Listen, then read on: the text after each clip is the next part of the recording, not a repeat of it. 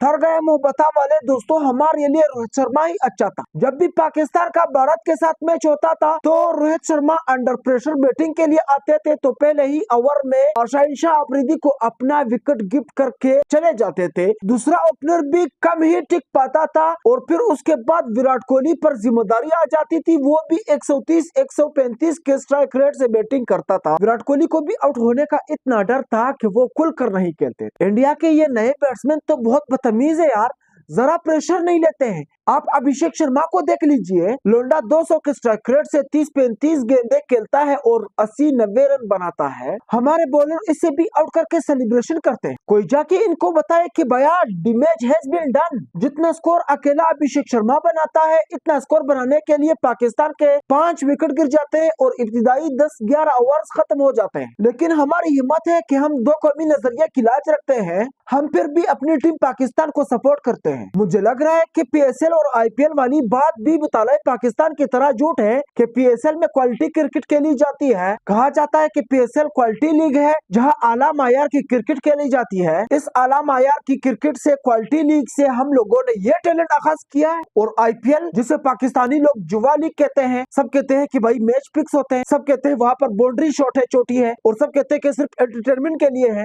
Match fix है, सब कुछ यहाँ पर पाकिस्तानी लोग कहते हैं। लेकिन उसके बावजूद इंडिया ने उस जुआ लीग से ऐसे अच्छे टैलेंट को आगाज किया है। फखर जमान का पाकिस्तानियों ने इंडिया के खिलाफ एक बहुत बड़ा रोला डाला था कि फखर जमान को गलत आउट दिया था और मेरे सोच के मुताबिक भी वो गलत आउट ही था। लेकिन फखर जमान लोंडे ने बाकी मैचों में क्या उखाड़ लिया। कोई क्रिकेटर मैच वर्क खेलता हुआ नजर नहीं आता है, बेतकी शॉट्स मारते हैं। इनको आउट करने के लिए फील्डिंग अच्छी होनी चाहिए, फिर उसके बाद किसी भी वटमार बॉलर को बॉल थमा दे। इंडिया अपने सारे बॉलर्स बिठाकर अपने क्लब लेवल से 5 बॉलर मंगवा ले, ये फिर भी अपना एवरेज बरकरार रखेंगे, सिर्फ 150 रन पर अपना टारगेट सेट करेंगे। बाबुल अच्छा था, गैरत से मर गया, उन्होंने तो हजरत हिटलर की याद ताजा कर दी। साले यूएई के साथ भी ऐसे खेलते हैं। अगर कोई बंदा दिल का मरीज हो तो डिफाइब्रिलेटर पास रख के देखे। डिफाइब्रिलेटर भैया वो जिसको दिल का दौरा पड़ता है उसको करंट देते हैं उससे। हमारे एक बुजुर्ग इसको जान बचाने वाली स्त्रियां कहते थे। नहीं नहीं भैया, ये सब नाजुक वाली स्त्रियां नहीं है, वो तो जानलेवा मखलूक है। ये दिल की धड़कन रुकने के बाद इस्तेमाल होने वाली स्त्रियां है। यूएई के खिलाफ ये नौबत आ जाती है। इंडिया तो फिर इंडिया है यार। हमारे बॉलरों की बात अगर करें दोस्तों तो शहनशाह अफरीदी के उस 4-5 चक्कों के ऊपर अपनी नजरें जमाए हुए हैं, जो तकरीबन लास्ट टाइम वो आते हैं और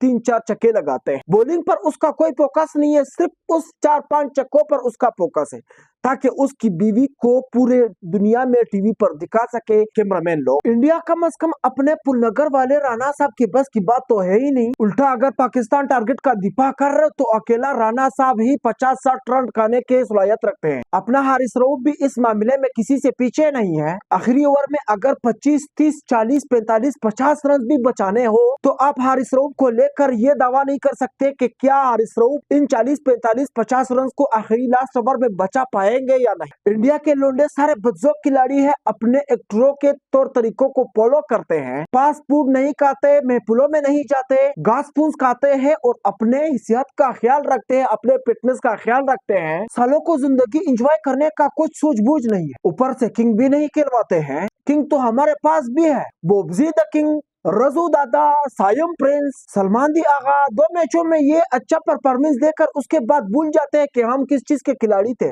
हमें अपने फिटनेस और परफॉर्मेंस का ख्याल रखना है। मशहूर होने के बाद अगले महीने उम्मीद से हो जाते हैं, पाओ बारी हो जाते हैं। ये तरीका सिर्फ क्रिकेट में ही राइज नहीं है। इसी गोदबराई वाली नजाकत का मुजाहिरा अपने शहर के मियां चुन्नू के अरशद भाई ने भी किया।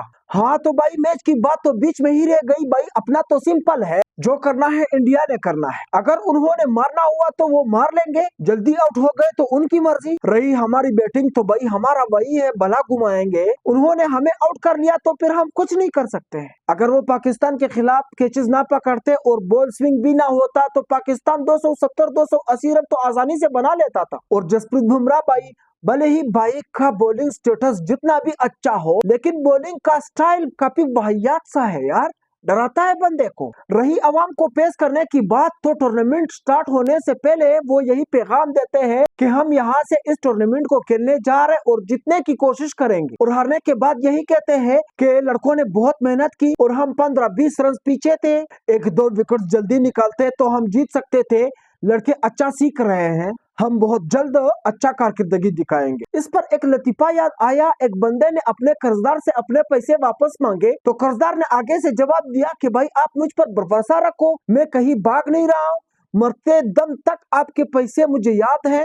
सो भाई यही वो लड़के हैं और ये भाग नहीं रहे, किसी टाइम कारकिर्दगी दिखाएंगे आप लोगों को। 5-6 साल में ये लड़के भी सीख जाएंगे और उसके बाद मैचेस भी जितवाएंगे। कौम को यही नसीहत है कि आप लोग सब्र करो।